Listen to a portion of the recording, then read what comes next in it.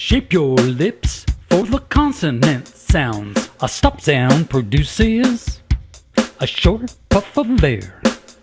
Put your hand up to your mouth and feel it coming out there. Don't add an to the end.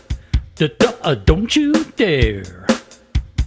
P as in pig, B as in bear, T as in tiger, D as in dog, K as in kangaroo, G as in goose.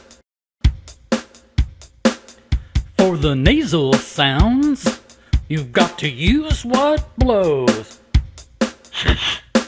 You feel a funny vibration inside of your nose. For the fricative sounds, there's a small release of air.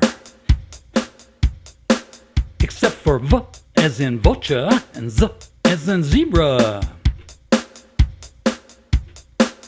Hear the S as in seagull, Th as in python, Th as in sloth, Sh as in sheep, J as in television, F as in ferret, and H as in horse. But then you know these, of course.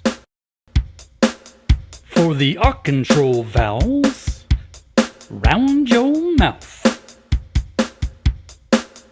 For or as in orca, R as in shark, as in ermine. That's a mink, I think.